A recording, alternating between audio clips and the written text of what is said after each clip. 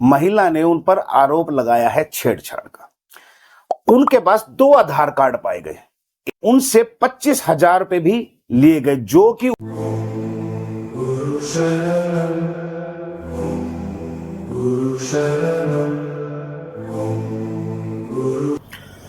नमस्कार दोस्तों, गुरु शरणम। कैसे हैं आप सभी लोग? उम्मीद करता हूं सभी स्वस्थ होंगे। तो आइए दोस्तों, आज जिस टॉपिक पे हम बात करने वाले हैं, बहुत बड़ा टॉपिक है। वैसे बड़ा नहीं है, हमारे हिंदुस्तान के अंदर ऐसी वारदात बहुत हो चुकी हैं, क्योंकि एक तरफ हमारा हिंदुस्तान सनातन संतों की धरती, ब्राह्मणों की धरती, ऋषि मुनियों की धरती के नाम से विख्यात है, मशहूर है, प्रसिद्ध है। क्या इसी देश के अंदर किसी को जातिवाद के नाम पर पीटा जा सकता है? उसके साथ ऐसा व्यवहार किया जा सकता है कि उस आदमी का जो सम्मान है उसको चूर चूर कर दिया गया, उसकी भावनाएं, उसका मान सम्मान आहत हुआ। आखिर ये क्यों हुआ?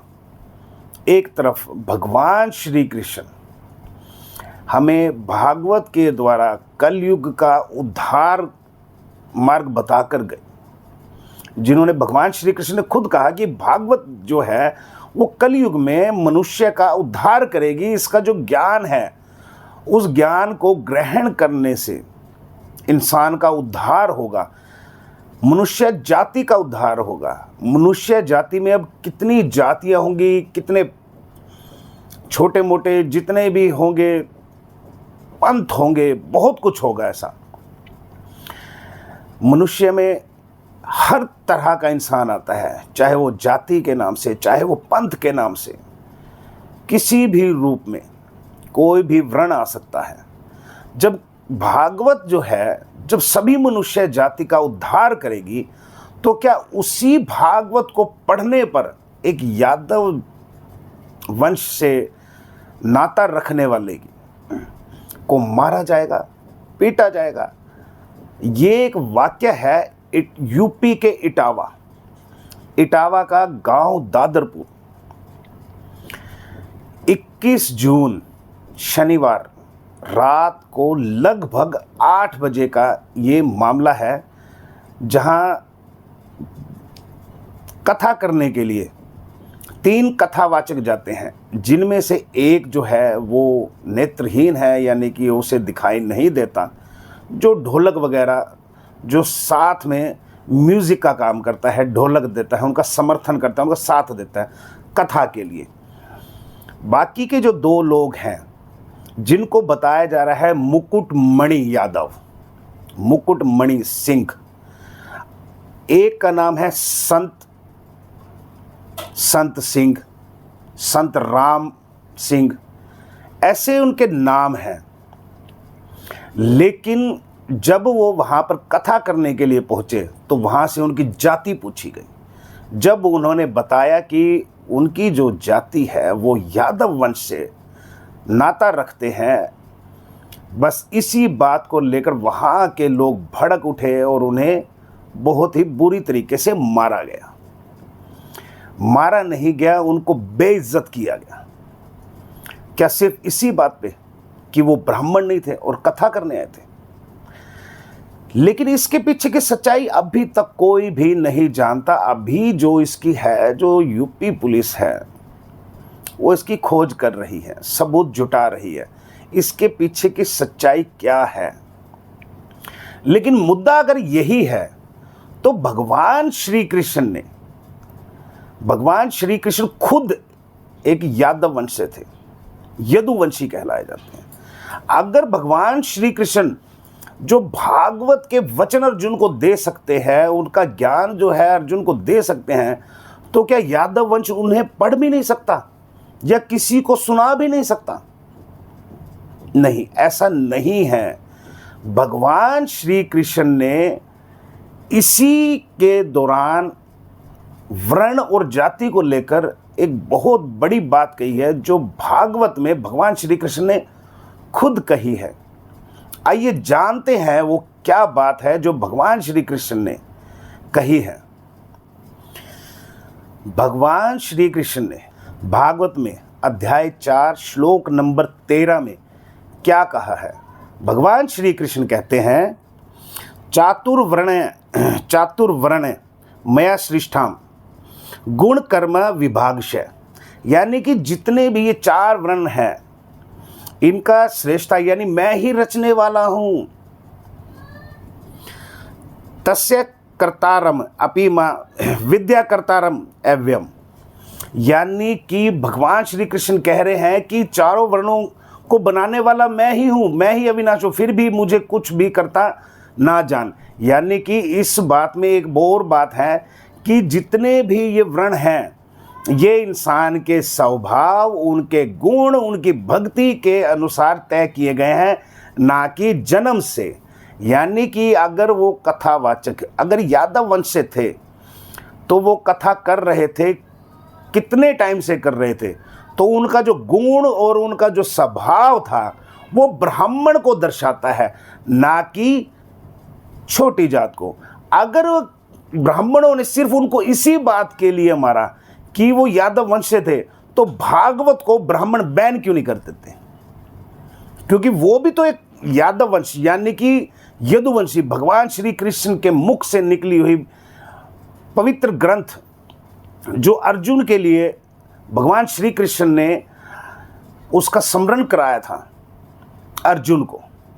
यानी कि अगर ये जो ब्राह्मण जाति से नाता रखते हैं, ब्राह्मण वंश से नाता रखते हैं, तो फिर ये इनको तो भागवत को बैन करवा देना चाहिए। क्योंकि भगवान श्री कृष्ण भी तो यादव थे, क्षत्रिय धर्म में जो था उनका जन्म हुआ था, वो भी तो यादव थे, क्यों नहीं करते? ये बहुत बड़ी बात है। भगवान श्री कृष्ण ने कहीं पे भी जन्म को वर्ण के आधार पर नहीं रखा है, सिर्फ कर्म के आधार पर ही वर्ण तय किए गए थे।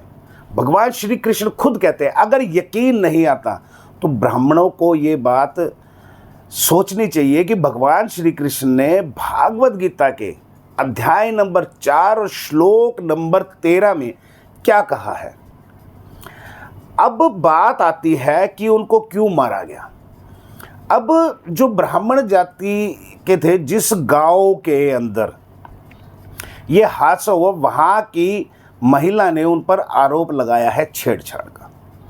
अब इसमें क्या सच है और क्या झूठ है, ये तो पुलिस जो है वो इसकी खोजबीन करेगी, तभी कुछ सच्चाई सामने आ सकेगी। लेकिन यहाँ पर एक चीज़ और बताई गई है कि जो मुकुट सिंह, जो अपने आप को मुकुट मणि बता रहे हैं, उनके पास 2 आधार कार्ड पाए गए। एक आधार कार्ड पे उनका नाम जो है वो मुकुट सिंह है और दूसरे आधार कार्ड पर जो है मुकुटमणि नाम है उनका बताया गया है। अब आधार कार्ड तो भाई आजकल जो है एआई का ज़माना है, तो आधार कार्ड तो आप कैसे भी बना सकते हो, एआई की मदद से किसी का भी बना सकते हो। अभी आप स्क्रीन पे देख रहे होंगे कि आधार कार्ड तो है फेक बन जाते हैं, किसी के नाम से बना लो, किसी के नाम से ही बन जाता है। अब ये आधार कार्ड मुकुट सिंह ने बनाए हैं या जिन्होंने विरोध उनका किया है उन्होंने एआई की मदद से बनाए हैं।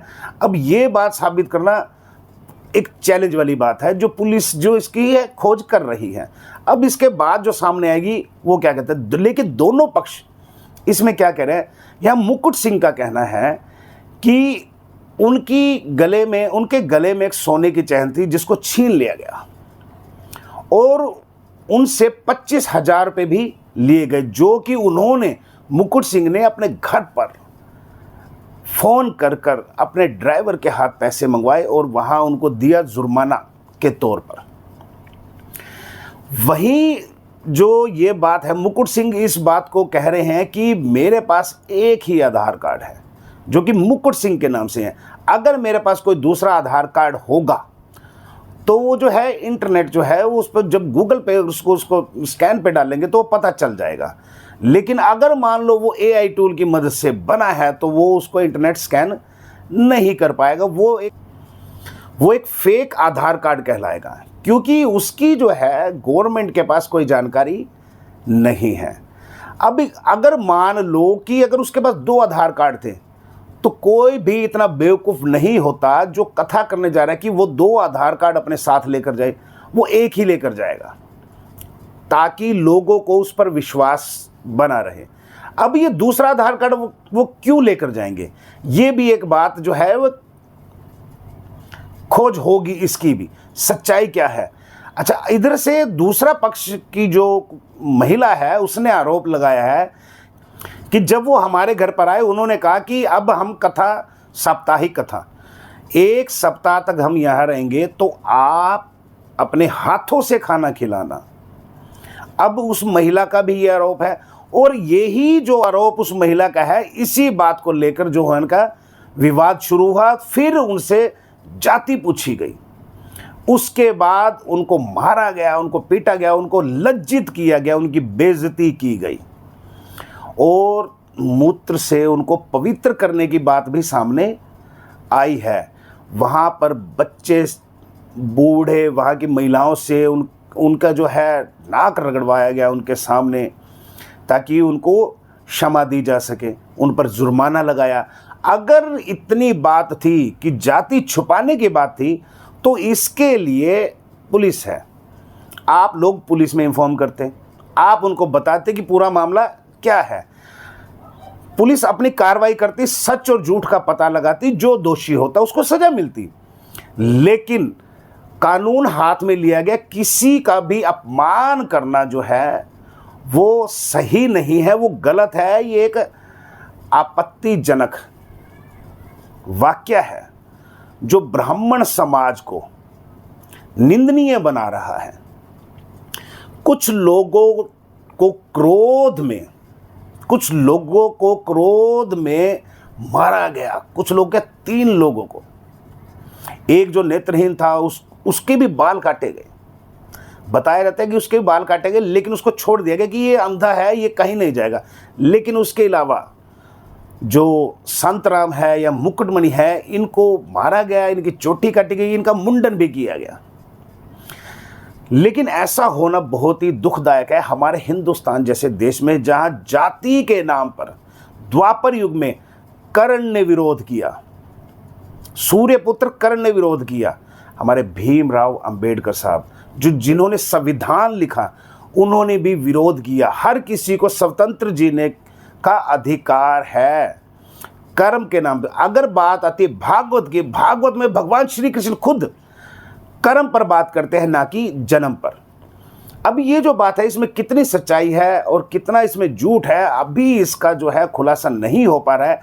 लेकिन इसको कहीं ना कहीं राजनीतिक मुद्दों में खींचा जा रहा है, क्योंकि यहाँ पर नाम आ रहा है अखिलेश यादव का। अखिलेश यादव ने उनको 51 हजार रुपए देकर सम्मानित किया और अहीर रेजिमेंट ने पुलिस पर पथराव किया, घेराव किया गया थाना का, गांव के प्रति क्रोध दिखाया गया, विरोध जताया गया। लेकिन इसके पीछे की सच्चाई अभी तक सामने नहीं आ रही है। तो आप लोगों का क्या कहना है कि क्या ये सही हुआ? अगर सही है तो किस कारण सही है, अगर गलत है तो क्या कारण है इसके पीछे?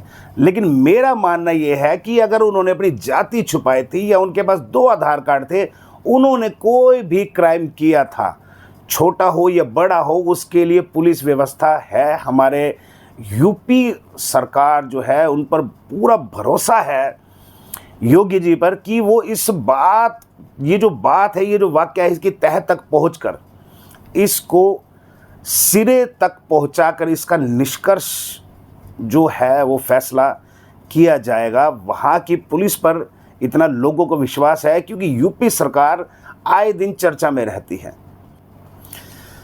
तो कैसी लगी आपको हमारी ये वीडियो? अगर आपको अच्छी लगी हो तो हमारे चैनल को सब्सक्राइब करें, वीडियो को लाइक करें, शेयर करें, कमेंट करें। तब तक के लिए धन्यवाद। गुरु शरण।